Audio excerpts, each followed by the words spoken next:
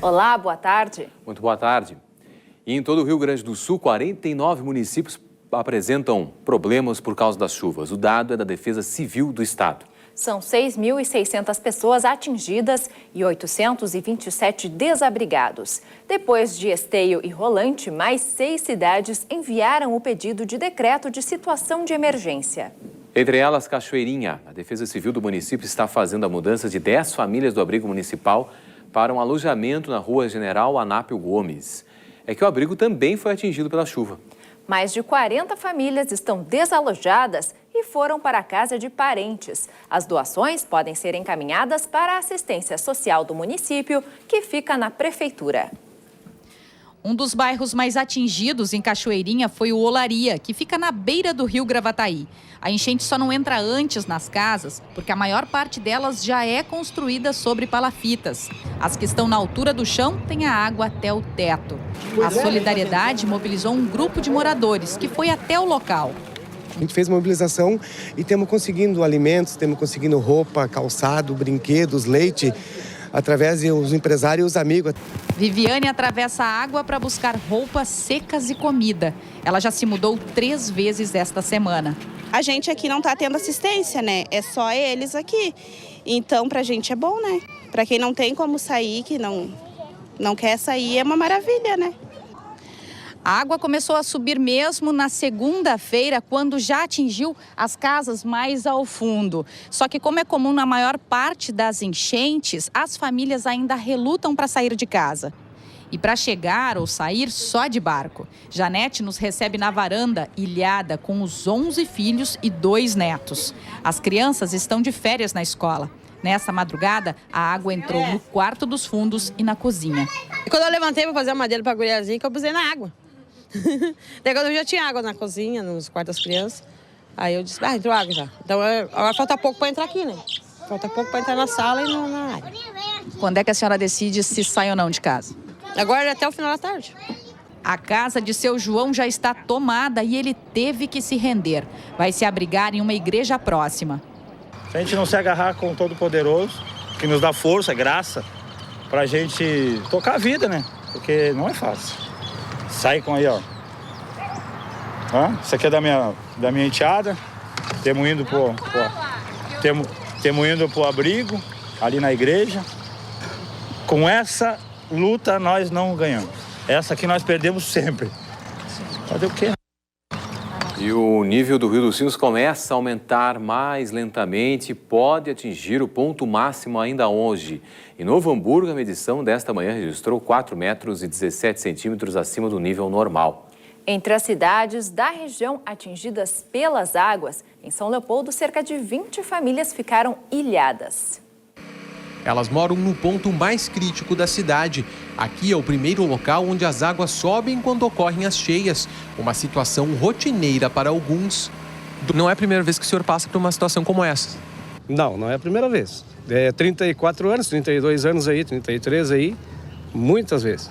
Então já está preparado? A gente está numa área de risco, a gente sabe que vai vir. Estamos bem preparados já, todos os moradores da Rua da Praia. Mesmo em meio à água, a maioria das famílias resolveu permanecer em casa. Elas temem que seus pertences sejam roubados. Nós estamos revezando aí por causa em vista dos roubos e coisas, né, que acontecem aí no decorrer da noite aí, que o pessoal desce aí, de barquinho e coisa aí. Aí a gente reveza aí, até mesmo estoura alguma coisa, aí a gente está aí. Em São Leopoldo, o nível normal do rio é de 2 metros, mas com as chuvas constantes do início da semana, o município entrou em estado de alerta. Agora são 2 horas e 16 minutos e a régua utilizada pela Defesa Civil para fazer a medição do nível das águas do Rio dos Sinos mostra que o rio está em 5 metros e 15 centímetros. Mesmo assim, as autoridades do município não devem decretar estado de emergência, já que até o momento esse é o único ponto alagado da cidade. A previsão do tempo ela está se estabilizando, então até o final de semana vai ser um período sem chuvas, né? Existe uma previsão de chuva pouca para amanhã, então até o final de semana nós temos certeza que nós não iremos decretar por não atingir os requisitos, né, que temos previsto para que entre sábado e domingo o nível do rio se estabilize e a partir disso então inicie o recuo. Enquanto algumas pessoas enfrentam a presença das águas, outras vão voltar para casa. É o caso de Marli, que está no grupo de 6 famílias alojadas em um abrigo da prefeitura desde o início da semana, quando 4 arroios transbordaram na cidade. É melhor a gente estar no cantinho da gente, né? Mas fazer o quê? Deus quis assim, é que a gente tem que, né, depender daí, tem que... Ainda bem que abriga a gente, né, aqui, pior se não tivesse aqui pra gente ir aí. Alerta também nas estradas. Com a chuva constante, todo dia surge um buraco novo. Nas rodovias estaduais, o DAER diz que já está providenciando reparos de emergência. O DENIT promete fazer o mesmo nas rodovias federais, quando a chuva der trégua. Enquanto isso, os motoristas convivem com o perigo. Com a chuva dos últimos dias, os buracos se multiplicaram pelas rodovias gaúchas. Nas vias federais, a Polícia Rodoviária diz que os pontos mais críticos ficam na BR-470, no trevo de acesso à Nova Prata, BR-386, na Tabaí, próximo ao Veloparque de Nova Santa Rita, BR-285, na altura de Passo Fundo, e na BR-116, em um ponto próximo a Sapucaia do Sul e também na divisa entre Porto Alegre e Canoas, onde o problema atinge a pista lateral da via. Outro trecho muito complicado é esse, onde nós estamos na BR-290, entre os municípios de Eldorado do Sul e Cachoeira do Sul. Aqui o asfalto engana. Às vezes a pista parece boa, mas de repente surge um buraco como esse, que inclusive já foi tapado várias vezes. E como ele, por aqui tem muitos. Os motoristas saem no prejuízo. Nessa borracharia, o movimento aumentou nos últimos meses. Devido à chuva e buraco, né, que dá, e a procura do conserto cada vez pior, né? Até capotagem, Renato. Arrebenta pneu, estoura aro, né? E aí sai fora do asfalto com chuva e aí o prejuízo é grande, né? Para amenizar a situação, a Polícia Rodoviária Federal faz o conserto provisório de alguns buracos. A gente está diariamente dando auxílios para condutores com pneus furados, rodas quebradas, suspensões quebradas, veículos imobilizados na via devido aos danos causados pelos buracos. Mas a responsabilidade pelos reparos na maioria das rodovias federais é do Departamento Nacional de Infraestrutura Terrestre. Em nota, o DENIT diz que a chuva tem atrapalhado a manutenção, mas promete fazer os reparos quando ela diminuir. Até lá, os motoristas precisam ser ainda mais cuidadosos no trânsito. Os locais onde se está vendo que há buracos, reduza a velocidade. Verificou um buraco à frente, liga o alerta para não causar uma colisão traseira e não saia para a contramão para desviar do buraco para evitar uma colisão frontal que com certeza vai ser muito mais grave do que passar pelo buraco. Em Cachoeira do Sul, as enxurradas ao longo da semana provocaram uma cratera que quase engoliu uma casa e ainda ameaça outras residências. Pois é, moradores da rua Antônio Pena, no bairro Santo Antônio, vivem momentos de apreensão. Ontem pela manhã, integrantes da Defesa Civil, Secretaria de Obras e técnicos da Prefeitura avaliaram a situação. A área do desmoronamento foi isolada e esta casa, a mais atingida, está interditada. Ainda há risco de novos desmoronamentos. O seu Adão é o proprietário da casa atingida pelo desmoronamento e hoje ele está aqui morando na casa do filho e todos os móveis deles estão espalhados pela vizinhança. Seu Adão, como é que tudo aconteceu? Como é que o senhor ficou sabendo? O senhor não estava em casa, né? Não, eu saí 7h30 para o serviço, 10 horas a mulher me ligou, né? Que, ó, tá caindo tudo aqui, desmoronando tudo. Aí eu estava apertado lá, não podia sair, aí o meio-dia eu vim, aí me apavorei, né? Aí comecei a tirar as coisas. Os vizinhos me deram a mão aí, cada um pegou uma coisa e aí botemos uma coisa em cada casa.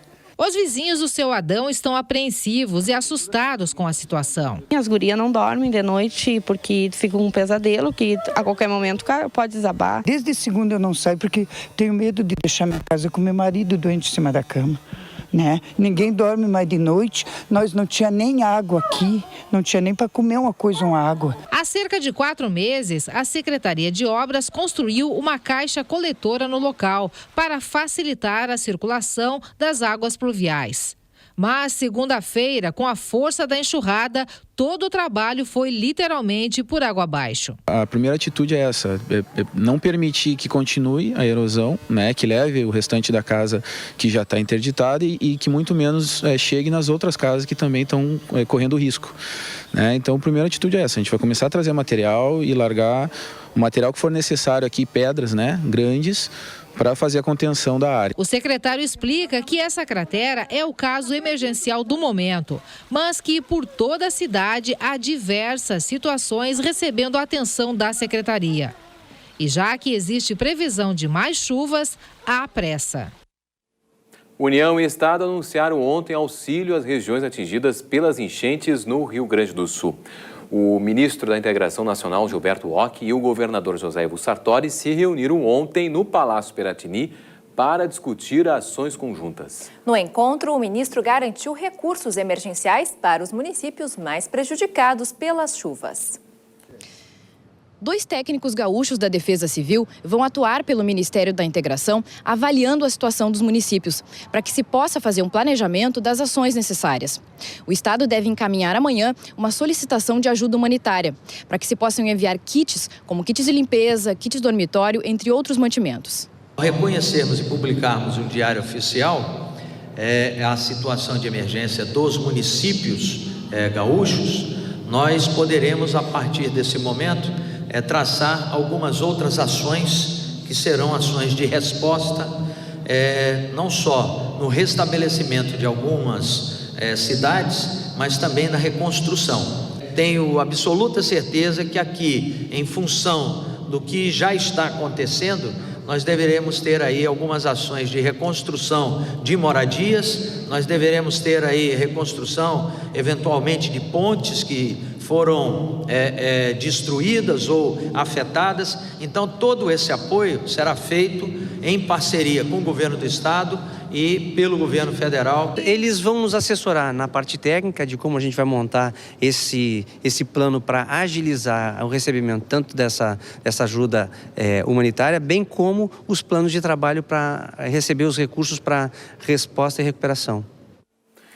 Das 18 dioceses do Rio Grande do Sul, irão coletar donativos para os atingidos pelas chuvas. A ação terá início neste final de semana e não tem data para terminar. A intenção é ficar recebendo os donativos enquanto houver necessidade. O último levantamento da Defesa Civil do Estado dá a dimensão dos estragos provocados pelas chuvas.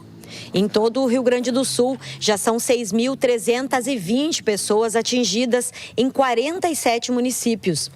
875 pessoas estão desabrigadas. A situação de emergência mobilizou a 3ª Regional Sul da CNBB. A Arquidiocese está convocando uma ação solidária entre os fiéis da Igreja Católica.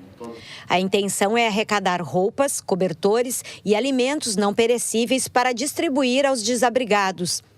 A ação vai se desenvolver nas 18 dioceses do estado, somando 725 paróquias. O que nós fizemos foi uma iniciativa de tentar buscar motivar todas as comunidades católicas do Rio Grande do Sul para que já nesse próximo final de semana, cada igreja, cada paróquia seja um ponto de coleta.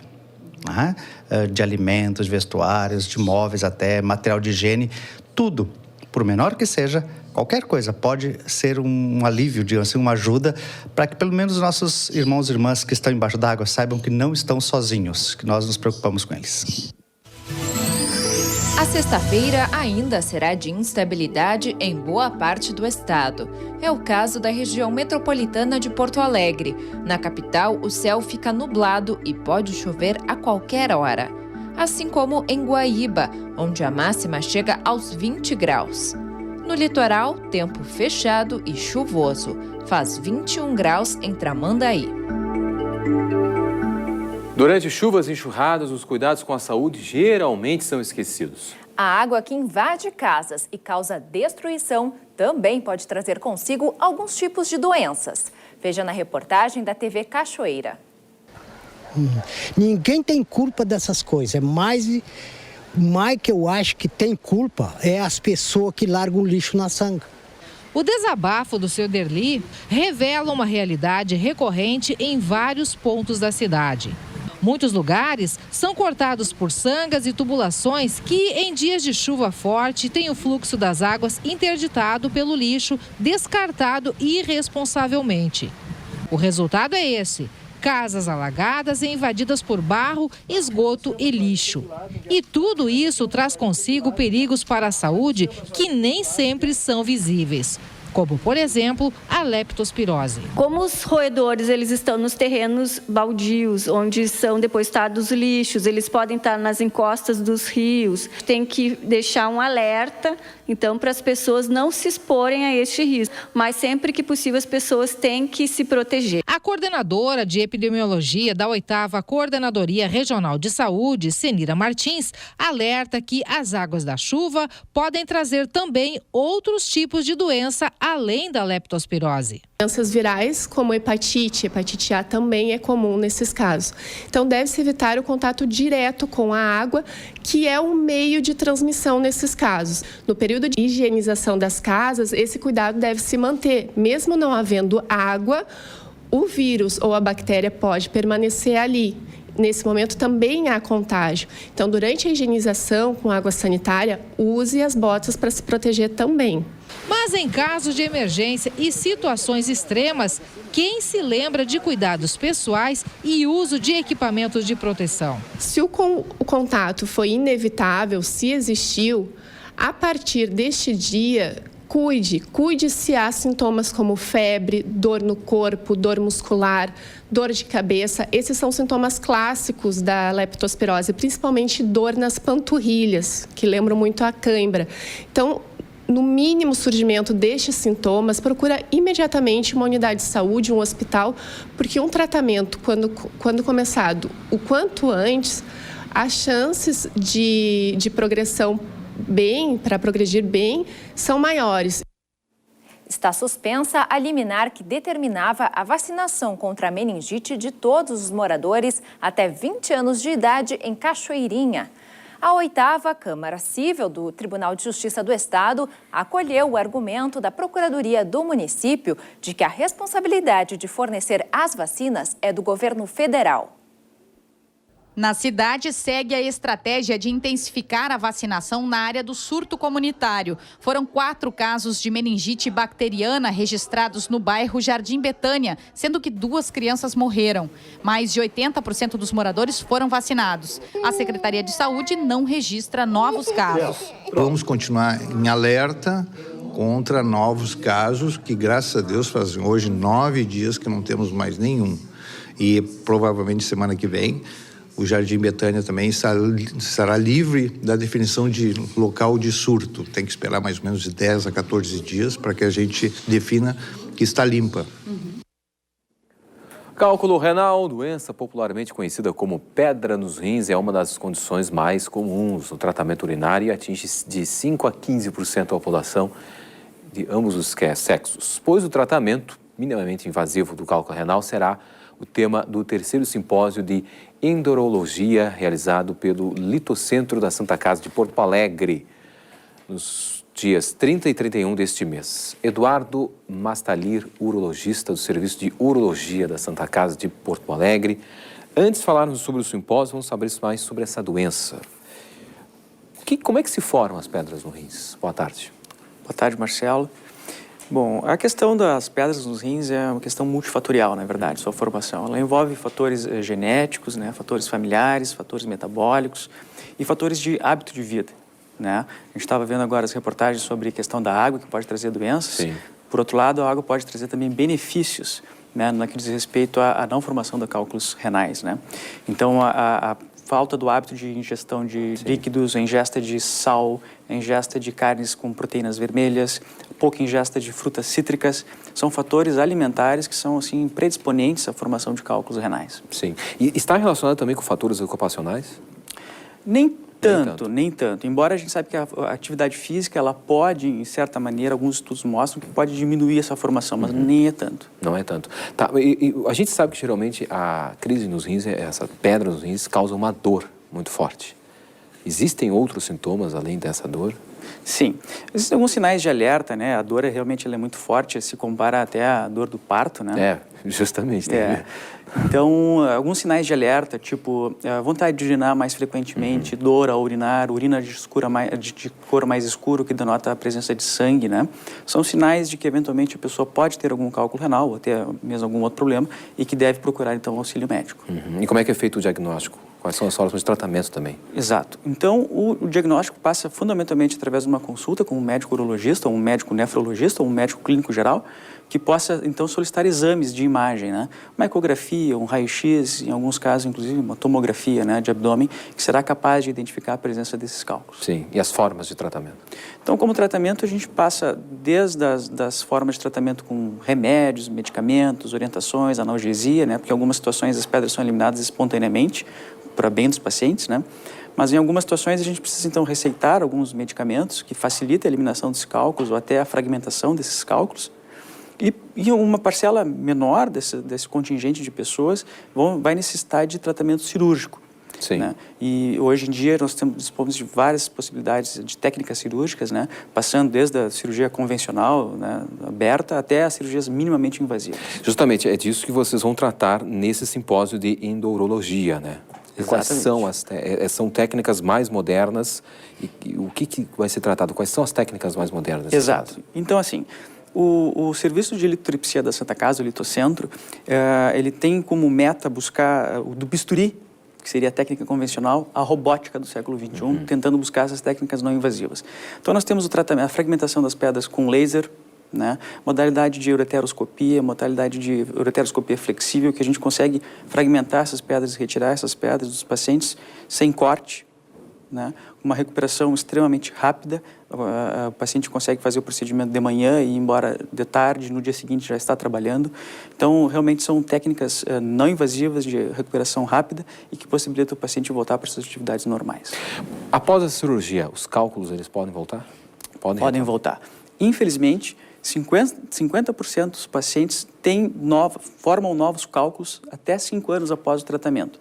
Quer dizer, é uma doença que acompanha os pacientes para o resto da vida. Mesmo que ele não tenha cálculo por um período da sua vida, ele pode vir a formar. Por isso que a gente sempre dá grande importância às medidas assim, profiláticas da formação de cálculos, que são ingerir bastante líquidos, água, chá, chimarrão, ingerir bastante fruta cítrica, laranja, abacaxi, limão, e diminuir o consumo de sal e de carnes vermelhas. Isso são fatores, são técnicas, são formas de evitar, talvez postergar até os cálculos. Não quer dizer, evidentemente... Não vai ter, né? Então não quer dizer que eu não vou mais comer o churrasco no domingo. Justamente, não vou parar de ter os cálculos. Ninguém aqui está fazendo propaganda contra o churrasco. A gente só está dizendo que procurar reduzir na medida do possível, né? E aumentar, na medida do possível, os líquidos e o consumo de frutas cítricas. Sim.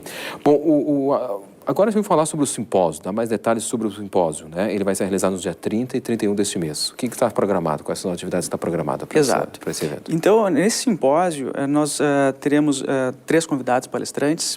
Um colega urologista francês, Dr. Olivier Traxer, que é o exponente mundial hoje no tema, convidado para palestras dos Estados Unidos e pela Europa inteira, vai nos prestigiar com a sua presença aqui em Porto Alegre.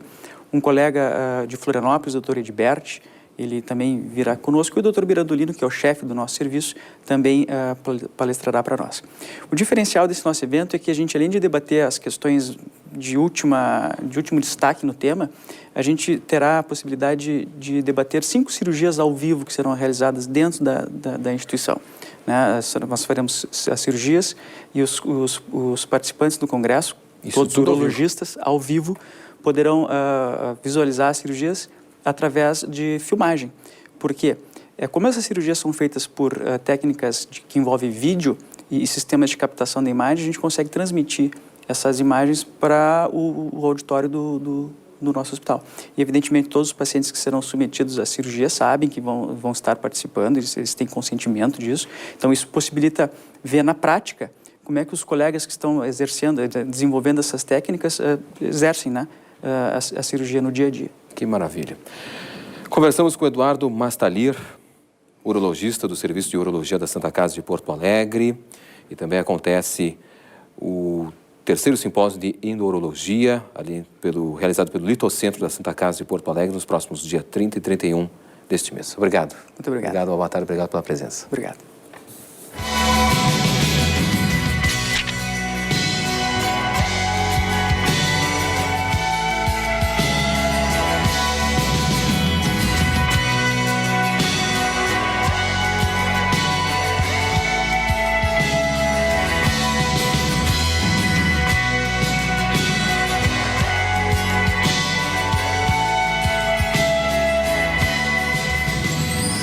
O tempo segue instável em Caxias do Sul, na Serra Gaúcha. A máxima atinge os 18 graus. Sol e períodos de céu nublado na região norte. Os termômetros de Passo Fundo marcam 20 graus. A tarde deve ser abafada em Cruz Alta, no noroeste. Previsão de muitas nuvens e máxima de 25. Veja daqui a pouco, aumento da violência preocupa trabalhadores das empresas do transporte coletivo em Porto Alegre. E a seguir, Frente Parlamentar discute propostas para coibir a entrada de produtos contrabandeados no estado.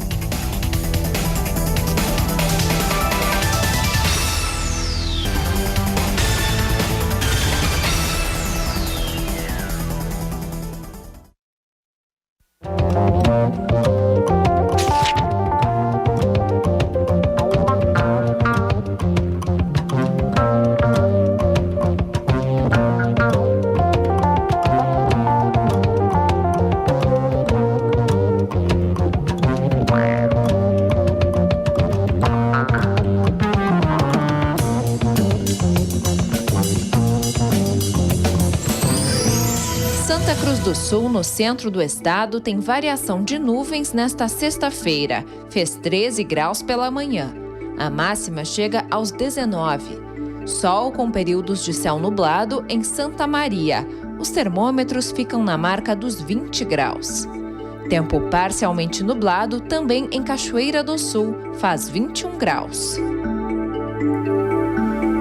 Uma única doação permitiu 5 transplantes em um só dia no Hospital de Clínicas.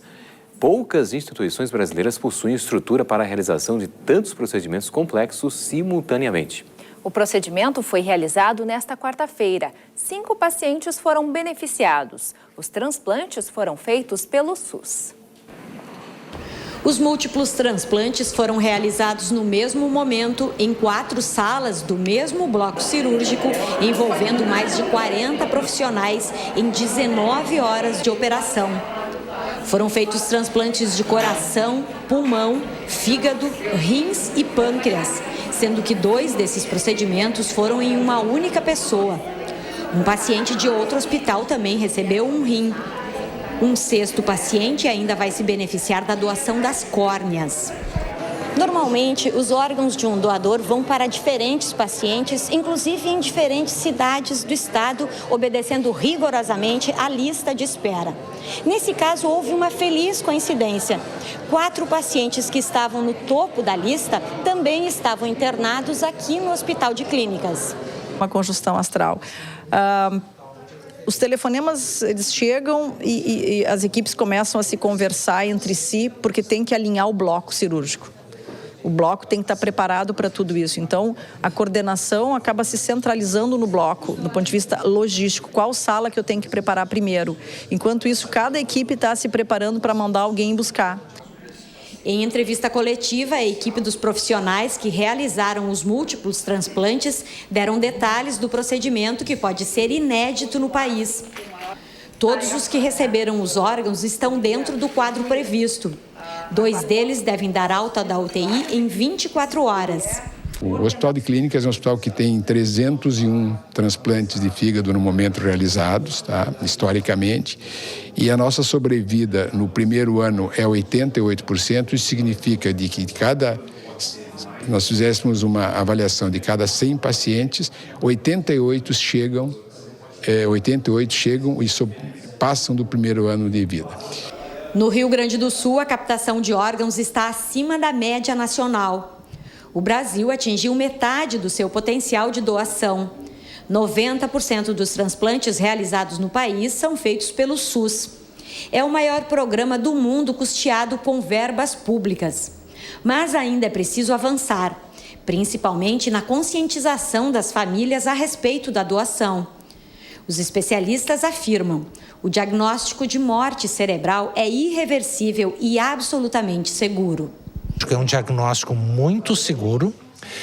A lei no Brasil obriga que se façam 2 diagnósticos clínicos com um intervalo de 12 horas e que haja também um exame complementar que mostre, ou que não passe mais sangue no cérebro, ou 2, que não tenha mais a atividade elétrica do cérebro. E esse diagnóstico feito dessa forma é absolutamente seguro. A esposa e o filho do paciente que recebeu o pulmão ressaltaram a importância do gesto da família da doadora, uma jovem que teve morte cerebral vítima de um acidente de trânsito. Eu quero agradecer muito a mãe e o pai, a família, que tiveram esse gesto maravilhoso, que salvaram mais uma vida, salvaram o amor da minha vida, Os trabalhadores da cooperativa de reciclagem do bairro Restinga, aqui na capital, denunciam o descarte irregular de resíduos hospitalares. O material contaminado foi enviado misturado com o material de lixo seco utilizado pela cooperativa. A coordenação da Coopertinga registrou o boletim de ocorrência. A reportagem da Web TV acompanhou o relato dos recicladores. Tem amigos que nos acompanham aqui na TV Restinga. Eu estou aqui na Coopertinga, na cooperativa de recicladores aqui da nossa comunidade, onde uma denúncia muito grave, então, está sendo feita aqui pelo pessoal da cooperativa. Materiais, resíduos hospitalares descartados irregularmente estão vindo parar aqui na cooperativa. São seringas com sangue, são curativos, esparadrapos, roupas. A gente recebe uma vez por semana, todas as quarta-feiras, o material que vem Ipiquilami. E é esse material que vem contaminado. Muito sangue em todas as roupas aí, ó. Sangues vivos que dá para se ver que foi há pouco tempo. Isso aqui foi utilizado. Temos aqui, ó, outras coisas com muito sangue, ó. Muito sangue vivo, pelos de cavalo, que geralmente pode ser de ara. E o pessoal que trabalha aqui, ninguém tem equipamento de EPI, porque o DML1 não dá. A gente não tem condições financeiras de comprar, e essas luvas que a gente usa é o que a gente já acha diretamente da gaiola, a gente usa. Nós recebemos um retorno do DMLU. Eles informaram que o material que foi coletado aqui na semana passada foi levado para o transbordo ali no Pinheiro, a unidade de transbordo do Pinheiro. Não foi identificado ainda a origem. Ainda eles não sabem de onde está vindo esse material. Um risco para a saúde desses trabalhadores, risco de se contaminar, de se infectar. Em nota, o Departamento Municipal de Limpeza Urbana informa que recolheu as seringas encontradas para identificar o responsável pelo descarte inadequado. Porém, não foi possível essa identificação. Segundo o DML1, o hospital da cidade se mostrou parceiro em receber o material e dar destino adequado. Na nota, o departamento ressalta também que as unidades hospitalares devem destinar o material de forma correta por meio de serviços licenciados. Conforme o Código Municipal de Limpeza Urbana, é considerado irregularidade gravíssima o descarte de materiais cortantes ou pontiagudos que não estejam devidamente embalados. A multa é de R$ 4.757 para quem for identificado descumprindo essa regra. 6 assaltos a lotações foram registrados entre a tarde e a noite de ontem em Porto Alegre. O aumento da violência assusta a comunidade da zona leste da capital. E o problema motivou uma reunião entre trabalhadores das empresas do transporte coletivo e a Brigada Militar. A falta de proteção no trabalho preocupa motoristas e cobradores, que já realizaram protesto por mais segurança no último dia 9. O Sindicato dos Rodoviários ressaltou que muitas vezes os crimes são cometidos pelos mesmos jovens. Hoje nós estamos com um foco muito grande de assalto nesse trecho da Saturnino de Brito, Protásio Alves, Antônio de Carvalho e o pedaço da Ipiranga até CE. Essas pessoas são sempre as mesmas. Só na região do bairro Bom Jesus ocorreram 12 assaltos em junho, o dobro em relação ao mês de maio. Segundo o Sindicato dos Rodoviários, os assaltantes usam esta escadaria como rota de fuga. As linhas T4, T8, D43 e 343 são as mais visadas. Um dos pontos críticos de assalto a ônibus é esse aqui, a Rua Antônio de Carvalho. Segundo a Brigada Militar, os assaltos não são tão frequentes, mas têm envolvido mais violência. Conforme este tenente do 20º Batalhão, a BM tem feito barreiras e abordagens nos locais onde frequentemente ocorrem os ataques. Inclusive os POIs, né, os pelotões especiais das unidades nossas ali, do 11 e do 20 Batalhão, têm trabalhado nesse horário da noite, que é onde eles têm mais feito também, né, o horário das 18, 17 até as 23, 20, né, o final da noite. Para o vice-presidente do Sindicato dos Rodoviários, é importante contar com o apoio da comunidade para buscar informações sobre os criminosos. Por isso o sindicato procurou aqui a comunidade, para que a comunidade nos ajude a amenizar esse problema nessa sociedade que nós estamos enfrentando hoje. A Frente Parlamentar de Combate ao Contrabando e à Falsificação realizou hoje audiência pública no Rio Grande do Sul. Esses crimes causam sérios prejuízos à arrecadação de impostos e à geração de empregos. Contrabando é um negócio lucrativo para os criminosos. Só os remédios vendidos ilegalmente chegam a dar lucro de 900%.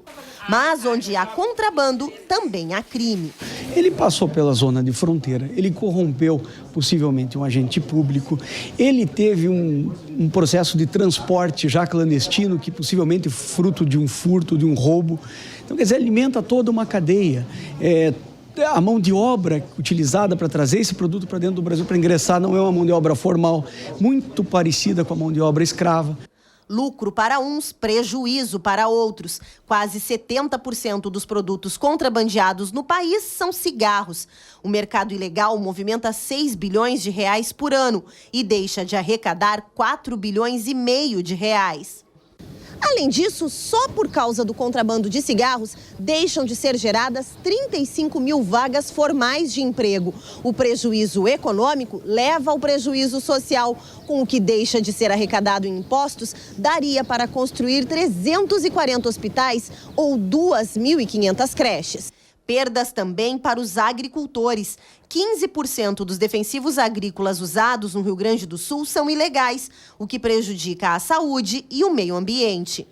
Que quem utiliza um defensivo contrabandeado ou falsificado, ele não cumpre as regras agronômicas, portanto ele não tem um controle e, como falei, afeta o meio ambiente, porque a própria embalagem depois tem que ser descartada e ela não será descartada na regra normal, ela vai ser colocada em algum lugar que não deveria.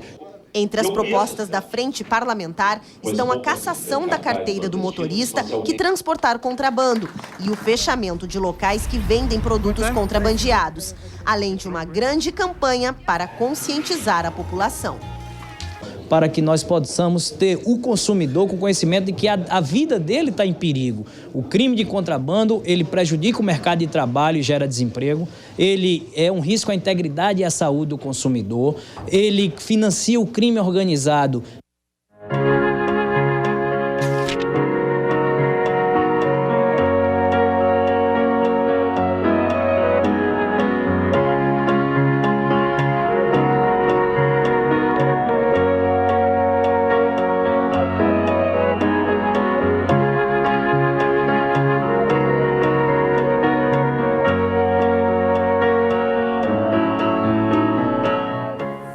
O sono tem importante papel na vida do homem, influenciando condições físicas, psicológicas e sociais. A privação do sono pode comprometer seriamente a nossa qualidade de vida. Nosso assunto a partir de agora com Dalmio Moraes, psicanalista. Boa tarde, tudo bom? Boa tarde, tudo bem, Nívia? Por que uma boa noite de sono é tão importante para a nossa saúde? Porque o sono é, Nívia, um dos nossos principais marcadores de qualidade de vida. É durante o sono que o organismo se recompõe do estresse remove toxinas, preparam, isso via urina, suor, preparam uma boa evacuação das toxinas resultantes dos resíduos alimentares que vão constituir as fezes. E a observação do sono, se as pessoas fizessem mais, a gente estaria prevenindo, inclusive, uma série de saúdes, tanto do ponto físico, quanto principalmente emocionais e psicológicos. Exatamente. Quais são os prejuízos, então, de uma noite mal dormida para a nossa saúde? Primeiro, a noite mal dormida é o indicador de que essa pessoa está enfrentando conflitos internos ou com outras pessoas. Ela vai dormir com raiva, ela faz uma refeição muito tarde, com isso vai ter um sono agitado, vai ter um sono intermitente, dorme e acorda, e muitas vezes ela vai buscar uma medicação para induzir ao sono, que do ponto de vista alopático está correto, mas vai mascarar o real problema dessa pessoa. A pessoa tendo a noite de sono saudável, de sono tranquila, ela vai acordar bem disposta, ela vai acordar sem auxílio de despertador, inclusive. A pessoa que precisa, às vezes, colocar 2, 3 despertadores para acordar, isso é um péssimo sinal de que essa pessoa está muito intoxicada, tanto física quanto psicologicamente. Então, essas características, se forem observadas, a pessoa já tem aí um bom prognóstico de como está conduzindo a sua vida. E todas as pessoas precisam da mesma quantidade de horas de sono? Não. Essa é uma questão muito importante e é bem lógico. Os bebês precisam em torno de 14 horas de sono por dia. As crianças até 10 anos de idade, de 10 a 12 horas, estariam excelentes. Depois, até a adolescência, em torno de 9 horas de sono por dia está bem. Os adultos, a média de saúde é 8 horas. Qualquer tempo a menos que a pessoa dormir, em qualquer faixa de idade, ela vai se prejudicar. E os idosos, 6 horas, mas um sono contínuo, um sono tranquilo, quer dizer, o sono da boa qualidade de vida já é suficiente. E como que deve ser, então, o sono de boa qualidade? Aquele que a gente acorda realmente descansado no dia seguinte? Esse é o final do sonho. O início do sono é a pessoa deitar e logo conciliar o sono. O tempo ótimo de conciliar o sono é 3 minutos. De 3 a 5 minutos a pessoa deve estar dormindo tranquilamente. Se ela levar mais tempo para conciliar o sono, já temos um indicador aí. Se ela tiver que levantar, tiver que ligar a televisão, pegar algum livro, é mais um indicador de que algo não está bem com ela. Ok, então, Dalmio Moraes, psicanalista, muito obrigada. Uma boa tarde para você. Obrigado, igualmente. O sol aparece hoje em Uruguaiana, na fronteira oeste. O dia começou com 10 graus. A temperatura chega aos 19 à tarde. Faz 20 graus em São Borja, onde o tempo fica parcialmente nublado. Alegrete tem céu com algumas nuvens e máxima de 18.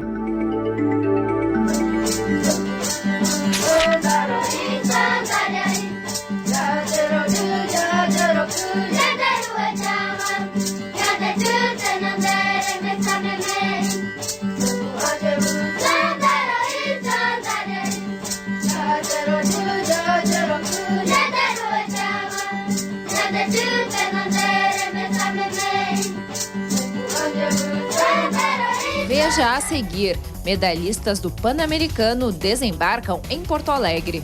E também os benefícios de praticar atividade física na estação mais fria do ano.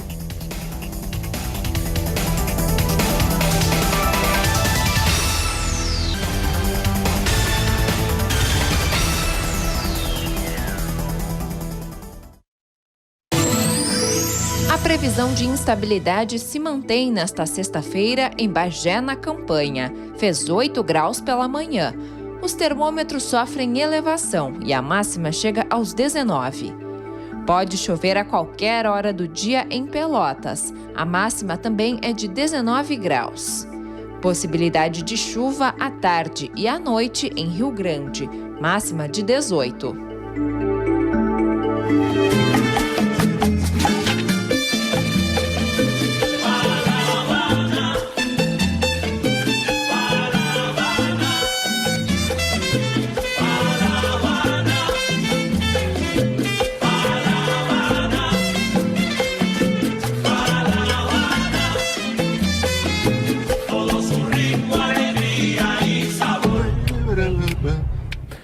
Agora, esporte no canal aberto.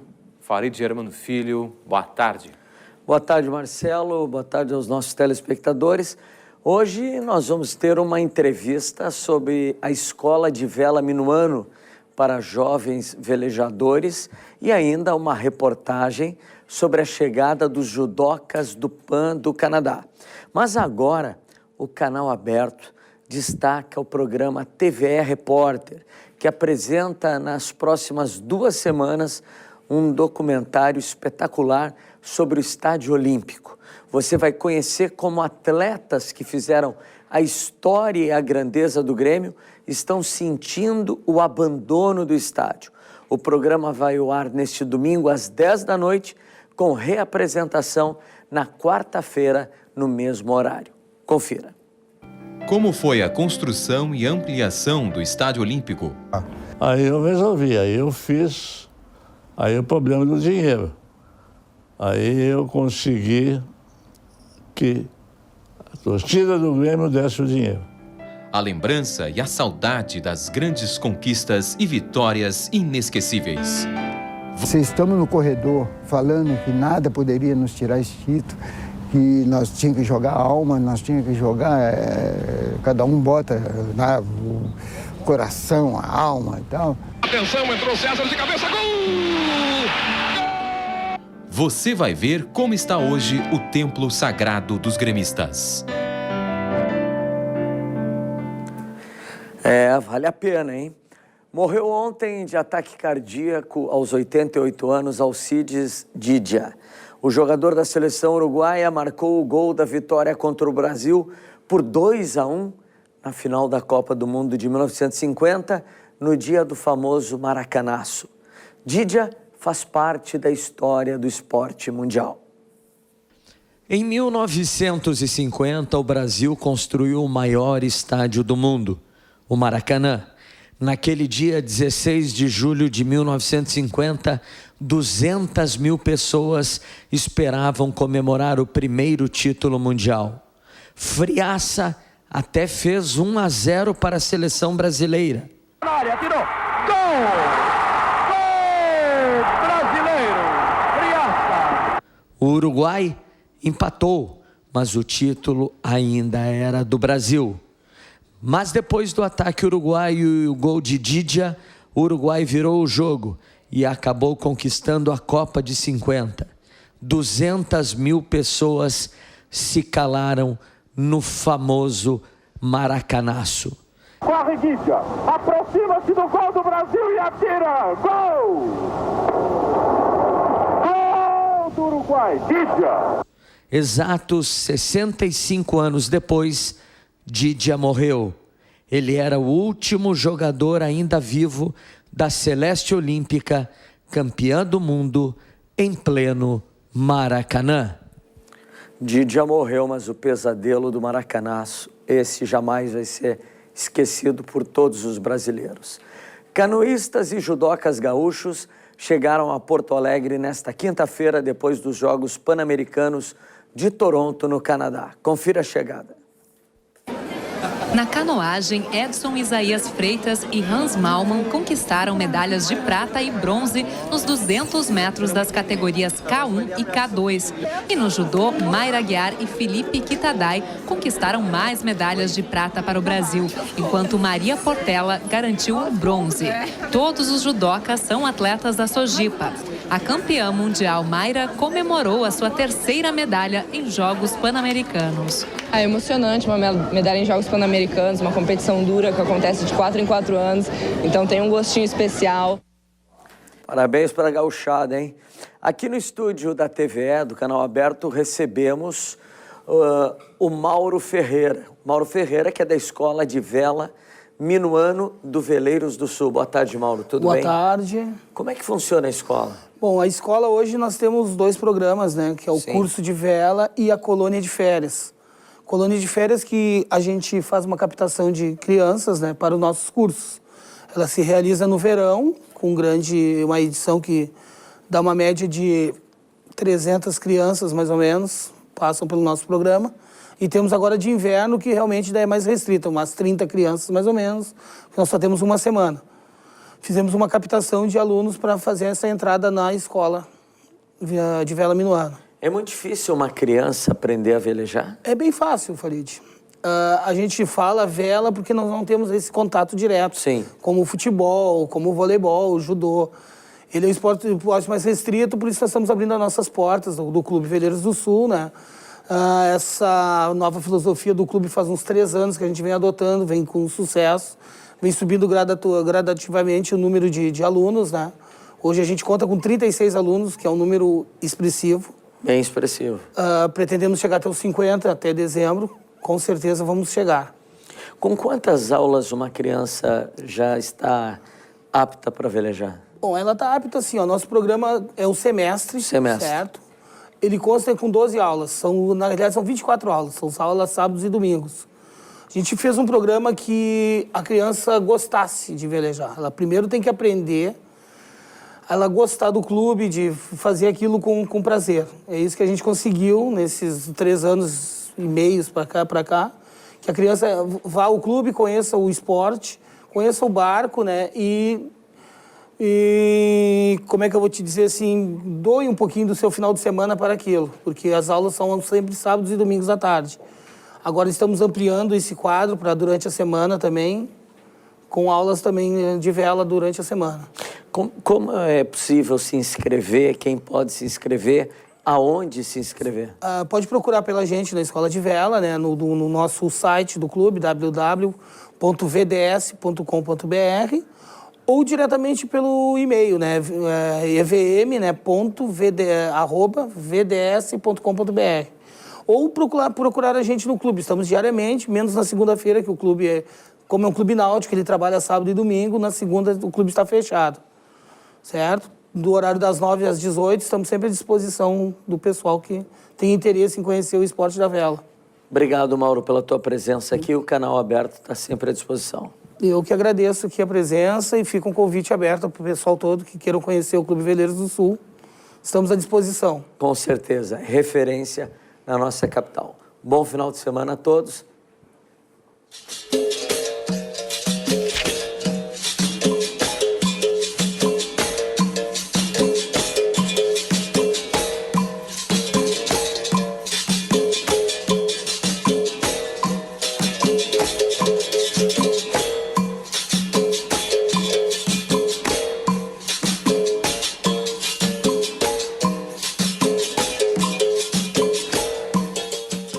Uma pesquisa do Ministério do Esporte mostrou que mais de 45% dos brasileiros são sedentários. E começar uma atividade física nem sempre é uma tarefa fácil. No inverno, então, tudo fica mais difícil, não é, Marcelo? É verdade. Bom, a reportagem da UPF TV, parceira da TVE na região de Passo Fundo, mostra os benefícios de deixar a preguiça de lado, mesmo com o frio.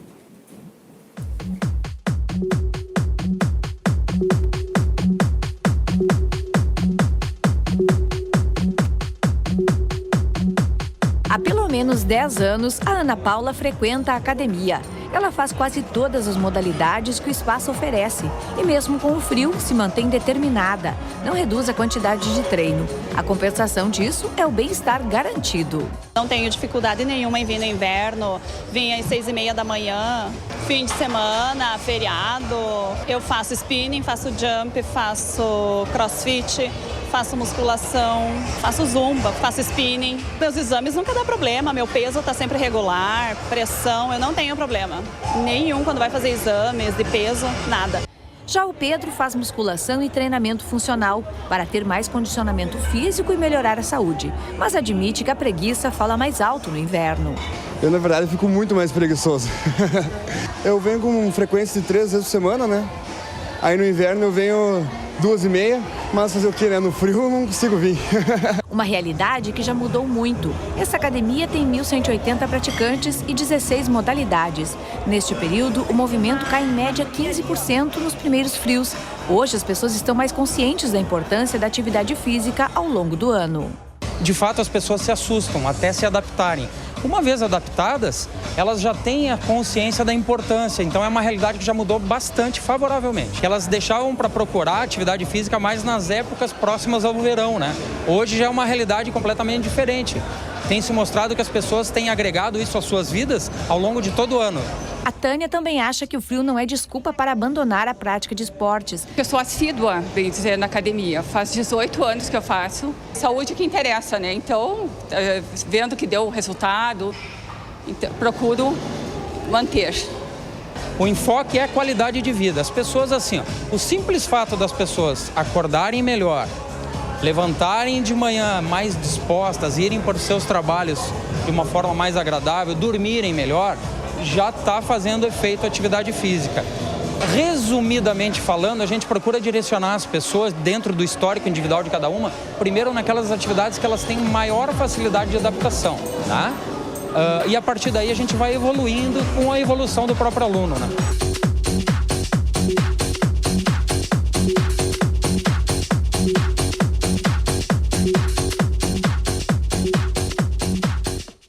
É a sugestão, né, para todo mundo se mexer, né, nesse inverno. Até no inverno. O Canal Aberto volta na segunda-feira com outras informações. Nós vamos falar, entre outros assuntos, da proposta que aumenta o tempo de internação de menores infratores.